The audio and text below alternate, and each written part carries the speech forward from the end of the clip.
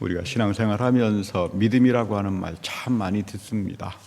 근데 제가 여러 차례 말씀드립니다마는 믿음의 내용이 뭔가 이거를 모르면 허탄해져 버려요. 나 믿음으로 구원 얻습니다. 근데 그 믿음이 뭐지? 몰라요. 이것처럼 허탄한 일이 없어요. 어느 유명한 목사님 아드님이 유튜브에 굉장히 많은 인기를 끌면서 이거 다 믿음 거짓말이다. 예수님은 믿음이라고 말한 적 없다. 그리고 마태나 마가복음에는 믿음으로 구원받는다는 말도 없고 바울이 그런 이야기를 했는데 다 거짓말이다. 뭐 그렇게 이야기할 수 있겠죠. 그런 이야기는 뭐 17세기 때부터 한 지금까지 오는 이야기고 그냥 뭐 웃고 지나갑니다. 아는 분들은. 근데 제가 걱정하는 거는 어떻게 신앙생활을 저렇게 하면서 뭐 저렇게 했다기보다는 그렇게 믿었겠죠. 그러니까 이제 와서 자기가 조금 뭐 눈이 띄어서 공부를 좀 해보니까 다 내가 어릴 때 아버지 앞에 들었던 이런 게 다 거짓말이었구나. 이건 참 비극이다. 그래서 오늘은 제가 좀 믿음에 대한 이야기 조금 여러분들에게 거슬릴 수 있을지도 모르겠습니다. 내가 알고 있는 믿음과 구원에 대한 게 다를 수가 있으니까. 그건 뭐 제 이야기가 아니라 여러분들이 하나님 말씀을 읽으면서 믿음이라고 하는 건 우리가 성경을 통해서 배워야지. 구원이라고 하는 것도 성경을 통해서 배워야지. 자기 생각 놓고 이야기하다가는 저렇게 훌륭한 목사님의 아드님의 저런 모습들을 보면서 참 안타깝다. 안타까운 마음이 그런 생겼던 그런 한 주간이기도 합니다. 베드로 사도는 믿음을 단적으로 이렇게 정의 내립니다. 하나님의 성품에 참여하는 삶이야. 하나님의 성품에 참여하는 삶이야. 하나님은 보배롭고 지극히 큰 약속을 너희들에게 주셨다. 이 약속, 하나님의 이 위대한 약속 때문에 너희들에게는 엄청난 하나님의 은총과 축복이 임하는데 정욕 때문에, 세상에 대한 정욕 때문에 다 썩어져 버린다. 이런 이야기를 합니다. 너의 삶은 정욕 때문에 뭐 세상의 돈, 권력, 명예, 정치 뭐 이런 데 다 홀려가지고 물론 뭐 필요한 거긴 하겠지만 여기에 쏠려버리면 너의 삶은 썩어져 버린다.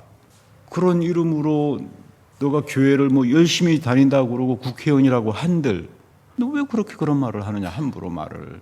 이런 모습들이에요. 성경이 오늘 우리들의 모습을 그대로 비춰준다. 근데 미국도 마찬가지입니다. 근데 오늘 이런 정욕 때문에 써져 가는 사람들, 그리고 나는 교회 장로다, 교회 뭐 집사다, 그러면서 정치사회에 들어가 가지고는 온갖 대먹지 못한 일들을 그대로 반복하는 그거에 대해서 하나님은 나는 아니다 이렇게 말하는 겁니다. 너가 정치가라면 그 안에서 하나님의 말씀의 가치를 가지고 이해할 건 이해하고 아니할 것 아니어야지. 왜 거짓말을 하느냐, 기독교인이. 이런 이야기가 오늘 말씀입니다. 하나님의 성품에 참여하는 자들이 있습니다.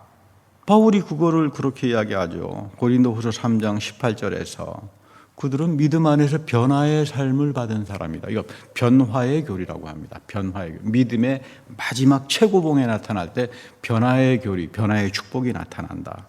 고린도후서 3장 18절 말씀이죠.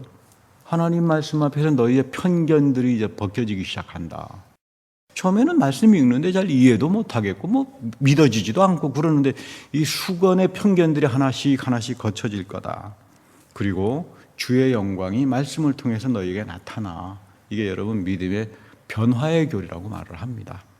그래서 우리 시편에도 그런 표현이 있잖아요. 하나님 당신의 빛 안에서 내가 빛을 봅니다. 그 상태가 우리에게 온다 이 말이에요. 그래서 우리가 하나님 말씀 속에서 하나님을 만나고 살아간다. 이제 그렇게 이야기하는데, 그러니까 여러분 믿음이라고 하는 것은 영광의 빛에 성령을 통해서 참여하는 거죠. 말씀을 통해서. 그렇게 되니까 나는 하나님의 성품에 참여하면서 사는 사람들이 됩니다. 이것이 여러분 가장 큰 믿음의 축복이에요. 이게 구원이에요. 구원이 어디 가서 찾겠어요? 이만한 구원이 어디 있고 이만한 축복이 어디 있습니까? 하나님이 돌이키시는 분입니다. 하나님이 돌이키시는 분이기 때문에 이거 여러분 원문 보면 기가 막혀요. 하나님이 회개하시는 분이다 이런 뜻이에요. 돌이키신다. 왜 회개를 말하나? 하나님이 돌이키시는 분이니까. 하나님의 성품에 참여하는 사람들은 그래서 자기를 돌이킵니다. 여러분 회개라고 하는 말은 메타노이아라고 하는 말이죠. 노이아, 내 생각이 있어요. 내 편견. 나 이래봬도 뭐 좋은 대학 박사고 대학 교수고 그거 다 필요 없어요. 노이야 앞서간다. 너가 하나님 앞에 딱 서게 되면 너가 가지고 있는 평소의 지식, 경험 이런 거 다 쓰레기다. 메타, 초월한다 이 말이에요. 끊임없이 하나님 말씀 앞에서 내 생각이 틀렸구나. 교정을 당합니다.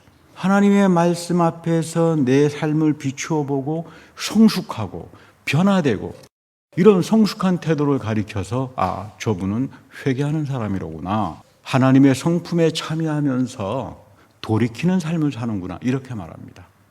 울고불고 소리 지르고 여러분 이거 회개 아니에요. 왜 그게 회개입니까? 성경에서 회개는 메타노이아지 소리 뻐럭뻐럭 지르고 할렐루야 삼창하고 여러분이 이거 소리 지른다 그래서 그게 회개입니까? 성경에 그런 말 없어요. 성서로부터 배워야 합니다. 우리가 너무나 성경에 무식하다. 대한민국이나 미국의 상황을 보면 기독교인들이 너무나 성경에 무식하다. 그래서 저도 이제 한마디를 좀 해야 될 때가 됐다. 하나님께서 이제 너 이야기 좀 해라. 그래서 저도 이야기를 제대로 된 이야기를 여러분들에게 좀 하려고 합니다. 오늘 이사야 말씀에 보면 두려워하지 마라. 43장 4절에 보면 하나님은 이스라엘을 향해서 다음처럼 말합니다. 너는 내 눈에 보배다. 너는 내 눈에 보배처럼 존귀하다. 내가 너를 그토록 사랑했다. 그런데 이스라엘아 너는 나를 부르지도 않았고 나를 괴롭혔다. 이렇게 말을 합니다. 하나님이 왜 이토록 야곱 이스라엘로 하여금 괴로워하시는가? 그토록 사랑했는데 난 너희들 때문에 괴롭다 이 말이에요.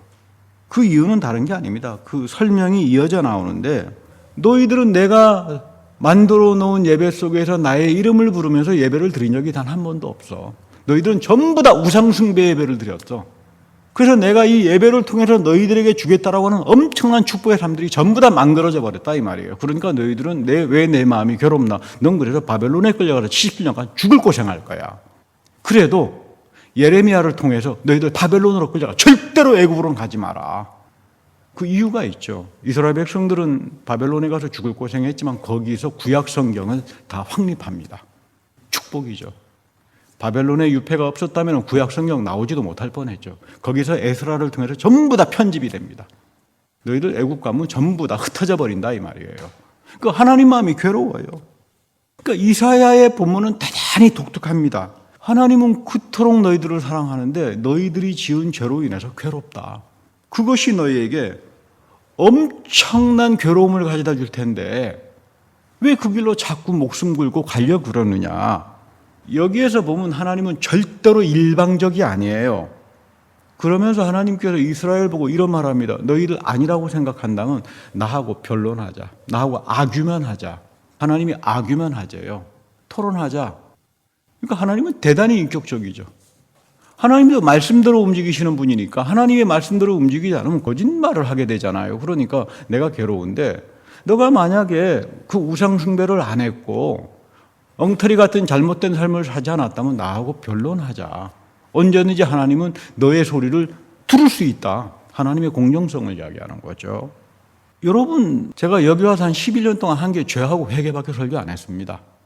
하고 싶어서 하지 않습니다.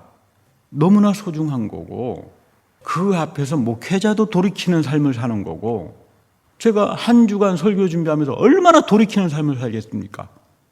제가 하나님 앞에서 돌이키는 삶을 살지 않고 어떻게 설교를 할 수 있어요? 여러분들도 마찬가지일 겁니다. 근데 여러분 이래서는 절대로 안 돼요. 어려워하는 사람에게 찾아가서 천마디로 하는 이야기야. 당신 회개해야 되겠어. 여러분 성경은 이렇게 하라고 하지 않아요. 회개는 너가 해야 돼요. 그 남 아파서 힘들어하는 사람 앞에 가가지고 야 너 회개해야 되겠구만. 여러분 이런 사람들이 하나님 믿는 사람들입니까? 바울은 아파하는 사람하고 가서 같이 아파해라. 우는 사람하고 가서 같이 울어라. 어느 유명한 목사님이 자기 아들이 병으로 죽었는데 장례식에 가가지고 당신 목사니까 하나님께 영광과 감사와 기쁨을 드리시오. 이런 사람들이 목사입니까? 저도 목사지만 엄청난 자괴감을 느껴요. 요즘 대한민국 교회의 그 모습들을 보게 되면 물론 그렇지 않은 정직한 분들도 많이 계세요. 우리가 성서를 통해서 배우지 않으면 지금 대한민국 교회 다 망가져지는 거 보십시오. 70년 다 무너집니다. 하나님 말씀에 진리가 없으니까 이렇게 말하면 이게 진리 같고 이렇게 말하면 저게 진리 같고 하나님 말씀 모르니까 죽는 수밖에 없는 거죠. 하나님 마음이 괴로워요. 그 잘못된 길로 가가지고 지금 이 모양 이 꼴을 당하느냐. 우리는 성경을 하나님 말씀으로 굳건히 믿어요. 왜 그러냐 하면 부활의 그리스도가 성경을 가르쳤고 이 성경이 다 나를 위해서 증거하는 거야. 그리고 십자가에서 내가 다 이루었어. 그러니까 이 성경을 우리는 하나님 말씀으로 존경하는 겁니다. 그런데 아무리 성경을 봐도 문자 그대로 믿어라, 축자 그대로 믿어라 이런 말 없습니다. 왜 그러냐 하면 성경을 읽다가 보면요, 하나님이 폐해버린 것들이 있어요. 예수님이 폐해버린 것들이 있고요. 하나님이 폐해버린 거를 나 축자적으로 믿어 잘 믿을 거야 그렇게 믿는다면 하나님 보시기에 어이없는 사람들이죠. 하나님이 폐해버린 걸 가져서 왜 나는 축자적으로 잘 믿는다, 난 그런지 이해가 안 갑니다. 나는 문자 그대로 믿습니다, 목사님. 난 그런 분들 중에, 그러면 예수님 하신 말씀에 너 오른팔이 범죄하면 잘라버려라. 근데 당신 오른팔 그대로 성하게 있네. 여러분, 이게 말이 안 되는 망상증에 빠져버리는 겁니다. 성령이 인도해서 나를 말씀의 지혜로 가게 하지 않으면 사람들은 다 미혹당합니다. 그러니까 이 엄청난 잘못된 일들을 교회를 다닌다는 사람들의 이름을 가지고 이런 못된 짓들을 하는 거죠. 여러분, 설교도 그렇습니다. 설교도 하나님 말씀으로 고백합니다. 왜냐하면 목사의 말이 아니에요. 물론 제가 목사가 이런 말을 하겠지만 설교는 캐리구마입니다. 사도행전에 보면 캐리구마가 넘치게 나옵니다. 이건 사도 바울의 이야기도 아닙니다. 예수를 목격하는 사람들이 전해준 그 가장 원초적인 예수가 우리를 위해서 십자가에 죽었고 부활했고 성령을 통해서 예수님이 죽을 때까지 성만찬을 지키고 이걸 캐리구마라고 합니다. 그러니까 교회는 목사가 무슨 쇼맨십을 하는 데가 아니라 이 캐리그마를 증거할 때 그것이 여러분들에게 성령을 통해서 마음의 능력을 갖다 주고, 아, 그렇구나, 내가 하나님 앞에서 이 축복을 가지고 살아가는구나. 그래서 여러분 설교를 하나님 말씀이라고 하는 거지, 목회자의 설교 속에 캐리그마가 없다면 그거는 하나님 말씀이 아니죠. 그런 말씀은 들어봐야 뭐 자기가 큰 손해나 보고. 그래서 사도 바울도 영분별을 하고 살아가라 그러잖아요. 성령이 나의 마음에 감동을 주고 성령이 하나님 말씀을 내 삶을 위해서 증거하는 것. 그래서 루터도 칼빈도 웨슬리도 이걸 가리켜서 성서는 성령의 영감에 의해서 쓰여졌다, 성경 영감론이라고 말을 하는 겁니다. 성경 영감론은 축자무오설, 문자주의자 이런 이야기가 아닙니다. 성령이 여러분들에게 역사할 때 이 캐리구마가 여러분들의 영혼을 휘어잡을 때 하나님이 불을 붙여서 역사합니다. 그래서 설교를 하나님 말씀이라고 하는 거고, 이 말씀에 열려있는 사람들을 가리켜서 성령의 세례를 사모하는 사람들이다, 이렇게 표현하는 겁니다. 하나님은 끊임없이 우리들의 기도에 응답하기를 원합니다. 끊임없이 듣기를 원하는데 하나님과 내 사이에 이런 소통이 다 막혀져 버리면 내가 아무리 기도한들 하나님하고 소통이 안 되죠. 하나님이 괴롭다고 하는 거죠. 예수님 요한복음에 보면 대단히 중요한 말씀을 합니다. 하나님을 사랑하는 사람들은 그분의 말씀을 행하는 사람들이다. 그분의 말씀을 행한다. 내가 하나님을 사랑한다면 말씀을 행한다는 거 참 중요하죠. 이것을 히브리 말로는 할라크라고 말합니다. 할라크. 이거 시라버로 번역할 수 없어요. 구약에서 말하는 할라크라고 하는 이 히브리 말, 이 말은 시라버 언어로 이거 번역이 되는 과정에서 할 수가 없어서 그냥 호도스, 방법, 길 이렇게 번역밖에 안 됩니다. 원래 뜻은 할라크입니다. 이 할라크라고 하는 말은 다른 말이 아니에요. 말씀 행하고 살아라 그 말입니다. 예수가 길이요 진리요 생명이라고 말할 때 길은 너희들 하나님 말씀 사랑하면서 살아, 이거 할라크야, 이런 말입니다. 어떤 분들은 왜 그렇게 기독교가 구원을 강조하느냐, 불교에도 구원이 있지 않느냐. 여러분, 이건 틀린 말은 아닙니다. 틀린 말은 아니라 순진해서 뭐 내용을 잘 몰라서 하는 오해예요. 틀렸다는 말이 아니라. 여러분, 불교에는 성서가 말하는 구원이 없습니다. 부활이 있습니까, 거기? 성경이 말하는 성령 세례가 있습니까? 그리고 십자가가 있습니까? 없어요, 거기는. 그리고 우리 성서 안에는 너 뭐 해탈할 거야, 부처가 될 거야, 아니면 너 윤회할 거야, 이런 말 없잖아요. 이거 서로 전혀 다른 이야기죠. 축구 게임을 하는데 와가지고 탁구 시합 하겠다는 사람들의 이야기예요. 요즘 뭐 종교학자들은 요거 두 개 붙여가지고 적당히 종교 하나 만들면 안 되느냐. 그 사람들은 종교가 뭔지 모르는 사람들이에요. 종교가 인간이 스스로 그렇게 만들 수 있다면 뭐 수천 개, 수만 개가 만들어지지 않겠습니까? 성경에서 말하는 구원은 굉장히 구체적입니다. 이스라엘 백성들은 강대국의 툼바쿠니에 점령당하면서 엄청 고생하고 산 사람들이에요. 언제 망할지 모릅니다. 언제 5분 대기조로 전쟁 나가야 될지 모르고 차에 죽어야 되고. 그래서 이들은 구원이 뭐냐? 하나님이 전쟁에서부터 내 삶을 보호해 주시는 거야. 이게 구원이에요. 구약에서는. 그래서 이거 장차 메시아가 올 때 우리가 언제면 평화롭게 한번 살아볼 수 있느냐. 이게 이 사람들의 꿈이었죠, 구약에. 그래서 이 사람들에게 예언자들이 메시아가 온다. 메시아가 오실 때 우리는 더 이상 죽음과 공격을 염려하지 않고 전쟁을 염려하지 않고 하나님과 더불어 평화의 삶을 살 거다. 이게 구원입니다. 그래서 여러분 구약 성경은 처음부터 끝까지가 구원이에요. 얼마나 지독하게 고생을 했으면 나 하나님과 더불어 좀 평화스러운 삶을 좀 살고 싶어. 이게 구원입니다. 예수님이 오셨을 때 병을 고치고 놀라운 일이 벌어졌을 때 예수님을 쫓아다녔던 사람들은 전부 다 그 속에서 하나님의 구원을 봤어요. 이분이 메시아로구나. 구약에서 약속했던 이 사건이 지금 예수 그리스도를 통해서 이어주는구나. 그래서 예수님이 중요하게 말을 합니다. 너희는 마음에 근심하지 마라. 얼마나 다시 말하면 쏘가 살았고, 이 사람은 믿음을 갖지 못합니다. 히브리 사람들은 하도 가짜 예언자들 앞에 쏘가 살았잖아요. 뭐 이러면 평화가 올 거야, 저러면 평화가 올 거야. 그런 일 한 번도 없었죠. 그리고 나중에 간 데는 바벨론 포로밖에 없었습니다. 지도자들 잘못 만나가지고 죽을 고생을 했죠. 이른바 이스라엘 백성들은. 근데 예수님께서 지금 근심하지 마라. 하나님을 믿으니 나를 믿으라. 왜 이렇게 믿음을 강조할까? 워낙 몇천 년 동안 쏘가 산 사람들이 믿음을 가질 수 있겠습니까?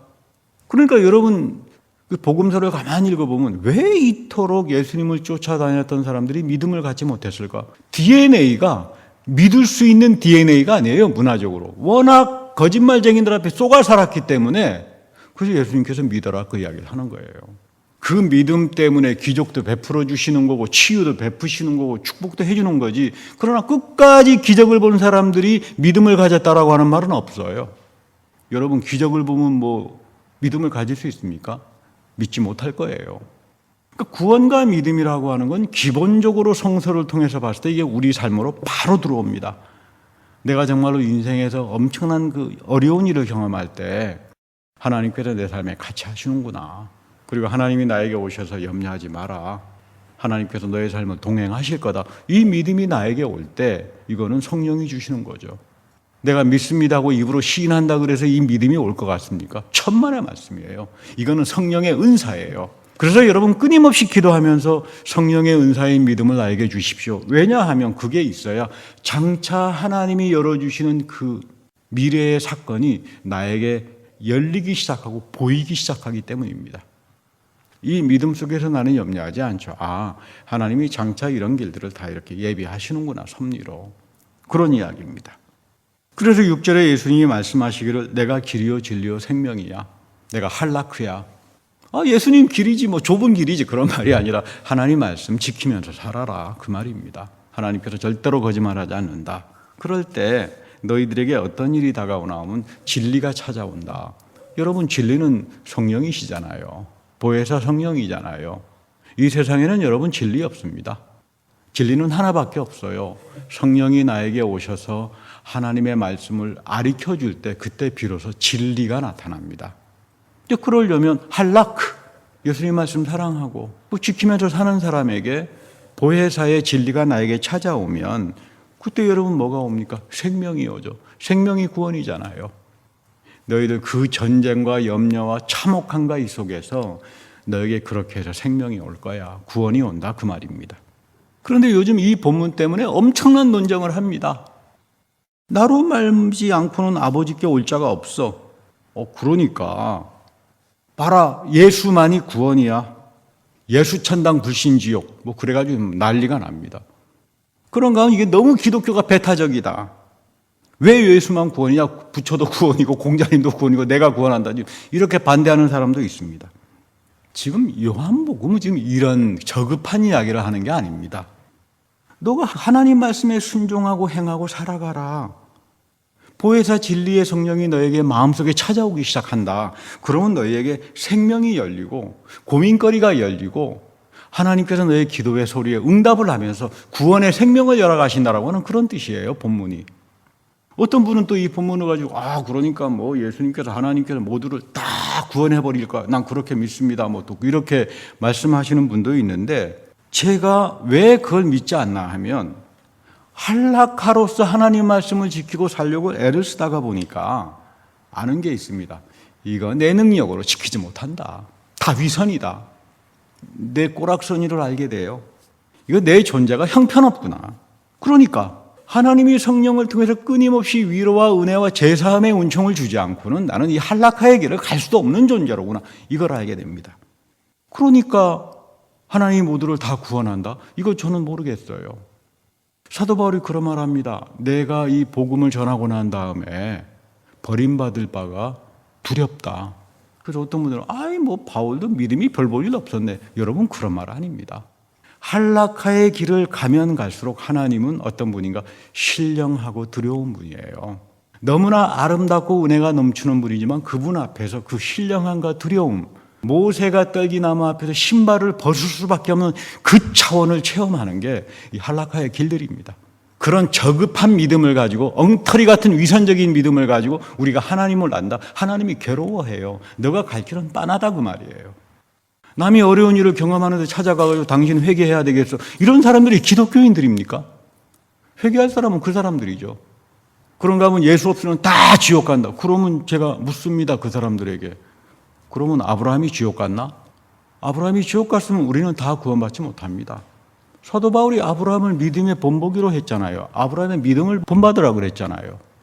그런가 하면 예수님께서 나사로 가지고서 아브라함의 품에 안겼다 그러잖아요. 그런가 하면 예수님께서 예언자들이 지금 하나님 나라에 있다 그러잖아요. 이 사람들이 예수 믿는 사람들입니까? 심지어 마태복음 25장은 더 놀라운 이야기를 합니다. 마지막 때 그리스도가 너희들에게 국률의 심판을 할 거다. 지극히 적은 소자에게 한 것이 그리스도의 일이다. 이거는 무슨 행함 가지고 구원받는다는 말이 아니라 예수 그리스도의 국률함입니다. 국률로. 그래서 너희들은 갚지 못할 국률을 가지고 사는 사람이기 때문에 절대로 하나님이 싫어하는 게 남 정죄하지 마. 그 이야기입니다. 르메시스 원리를 가지고 살죠.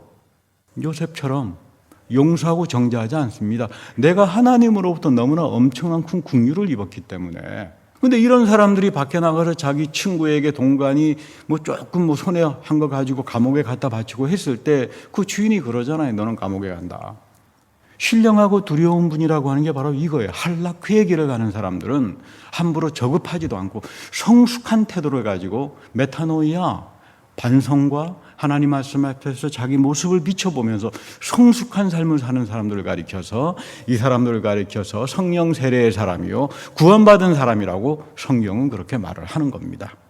그래서 바울이 두고두고 말합니다. 믿음이라고 하는 것은 하나님이 먼저 그리스도의 십자가에서 나를 용서하셨다. 사랑하셨다. 이것을 우리는 알지 못한다. 성령이 나에게 오셔서 이 그리스도가 나의 죄의 문제를 해결하기 위해서 이 죄라고 하는 것은 너가 3대째 저주로부터 오는 그 사망의 죄를 이건 아무도 이건 해결하지 못한다. 이걸 어떻게 합니까? 믿지 못하죠. 성령이 오셔서 너를 진리로 가져가게 할 때 비로소 그때 너는 십자가 앞에서 영적인 죽음을 경험하고 영이 가난한 사람으로 살아가면서 너는 그 그리스도와 함께 하나님과 함께 복된 삶을 동행할 거다. 그런 이야기를 하는 겁니다. 대한민국의 유명한 철학 교수 인문학 하신다는 어느 교수님이 나오셔가지고 소크라테스 죽음만 이야기하면 참 좋을 뻔했는데 소크라테스는 너무나 여유롭게 죽었는데 예수는 너무 비겁하다. 그래서 기독교는 죽음 자체를 구포한 종교가 아니다. 그래서 제가 좀 속이 상하더라고요. 저는 기독교 비판하는 거 환영하는 사람입니다. 알고 비판해라. 그러니까 공부 좀 해야 비판할 거 아닙니까? 제가 그래서 제 지인을 통해서 제 질문을 보냈습니다. 당신은 소크라테스가 이해한 죽음하고 예수의 죽음 구분이나 하나? 여러분 소크라테스는 클리톤이라고 하는 책에서 보면 몸은 이거 감옥이야. 영혼이 감옥에 갇혀있기 때문에 빨리 죽어서 너 영혼이 가서 영혼 불멸하면 그것이 최고의 구원이야. 그러니까 빨리 죽어야 돼요. 철학하는 사람들은 빨리 죽어야 되잖아요. 소크라테스를 그렇게 존경하니까. 그래서 제가 그 인문학 하시는 분 보고 당신도 빨리 죽으라 그랬어요. 그렇게 소크라테스를 존경한다면 그랬다가 1000년 지난 다음 윤회합니다. 다시 윤회해요. 1000년까지 이렇게. 그래서 거기서 이른바 천년왕국 이런 말들이 또 나옵니다. 예수의 죽음은 사람이 죽지 못하는 죽음이에요. 이게 성경이 우리에게 가리키는 겁니다. 죄를 통해서 사망 자체, 내가 죽는다 그래서 사망이 없어집니까? 사망 자체가 죽는 거예요. 이건 하나님밖에 할 수 없어요. 그래서 바울은 이 예수가 나무에서 저주를 당했다고 합니다. 이 사망 자체가 죽어야 우리는 자연사로서의 축복을 삽니다. 여러분들은 엄청난 축복을 가지고 있다라고 하는 게 이미 3대째 저주로부터 내려오는 그 참혹한 사망 자체에서 해방된 사람들이에요. 그리고 하나님이 나에게 주신 120년간의 자연사, 뭐 빨리 가시는 분도 있고 120살 넘어가시는 분도 있겠지만 더 이상 나에게 죽음은 저주가 아닙니다. 그러나 인간은 저주로서의 죽음, 사망 그 자체의 영원한 사망, 이걸 인간은 죽지 못합니다. 이 차이가 나타나는 거예요. 사실 복음의 능력이라고 하는 것은 죄사함과 예배를 통해서 세상 끝날 때까지 이어집니다. 그 이유는 다른 게 아닙니다. 이곳을 통해서 하나님이 약속을 했기 때문입니다. 너희들에게 주의 이름을 부르는 특권과 예수 그리스도를 통한 영원한 사망이 패배를 당하는, 그래서 너는 하나님과 더불어 영원한 생명을 살아갈 거다. 이 죄가 거친 사람들, 하나님은 소통하시고 너는 존귀한 자들이고 끊임없이 하나님이 나와 더불어 살아가지 않겠습니까? 근데 너희들이 이거를 다 버려버리고 우상 숭배화된 예배, 이런 것들을 살면서 결국은 바벨론에 가서 죽을 고생을 하는데 왜 너희들 그 길로 가려고 그러느냐? 괴롭다 이 말이에요. 하나님이 힘들다. 어떤 분은 저에게 오셔서 목사님 제가 해양 선교를 하는데 예배는 거기 가서 적당히 드리고 저는 앞으로 주일 해양 선교를 가겠습니다. 왜냐하면 나는 입으로 다 시인해서 구원 다 받았기 때문에 이제 저는 해양 선교라지 선교만 하겠습니다. 그래서 저는 아직 당신은 구원이 뭔지를 모르는군요. 구원은 그런 게 아닙니다. 이 엄청난 하나님의 갚을 수 없는 긍휼이 나에게 온 다음에 이 약속을 지키고 살아가면서 봉사도 있고 선행도 있고 선교도 있는 거지. 여러분 이거 거꾸로 뒤집었다가 큰일 나요. 하나님이 괴로워하세요. 이게 100년간 오늘날 대한민국이 들어온 짝퉁 복음들입니다. 여러분 이거 명심해야 돼요. 정말로 우리가 성경을 통해서 하나님의 축복과 구원을 이해하지 않으면 모두가 와서 이야기하는 데 속에서 다 혼란스럽고 미혹당하고 망상증에 다 빠져버리고 살게 됩니다. 믿음은 하나님의 성품에 참여하는 삶입니다. 그리고 여기에는 세상이 알지 못하는 넘어감의 신비가 있어요. 나의 아집과 편견에서 나를 회개하고 하나님이 베풀어 주시는 신령한 세계로, 출애굽에서 유월절 사건을 파스카라고 이야기합니다. 넘어갔다. 하나님의 어린 양을 통해서 구원과 해방을 경험했다. 내가 육신적으로 연약할 때, 내가 정말로 어려운 일을 경험하고 힘들어할 때 하나님의 파스카의 신비, 넘어가게 하는 해방과 구원의 신비가 이들에게 나타나는 겁니다. 여러분들은 다 하나님의 거룩한 성품에 참여하면서 사는 사람들이잖아요. 성령의 세례를 사모하면서 사는 분들이잖아요. 하나님이 먼저 나를 사랑했고 그 사랑 안에서 나는 갚을 수 없는 긍휼을 가지고 세상 끝날까지 살아간다. 그리고 이해할 건 이해하고 아니할 건 아니하고 하나님이 보여주시는 그 진리의 길로 나는 살아간다. 여러분 이것이 구원입니다. 이것이 믿음입니다. 이거는 여러분 우리가 놓지 않고 살아가야 합니다. 이런 영적인 특복이, 이런 은혜가 여러분들의 인생에 같이 하기를 축복합니다. 다 같이 기도하겠습니다. 살아계신 하나님, 우리가 믿음을 안다고 하지만 주님께서 우리를 긍휼히 여겨주시고 성령의 세례를 통해서 이 예배 안에 하나님이 베풀어 주시는 그 넘치는 은혜와 그 신령함과 그 말씀을 행하고 살아가는 그 길 속에서 죽음의 저주가 우리를 함부로 하지 못하는 구원의 생명을 사모하며 살아가는 주님의 귀한 백성이 다 되게 하옵소서. 우리 구주 예수 그리스도의 이름으로 축복하며 감사 기도드립니다. 아멘.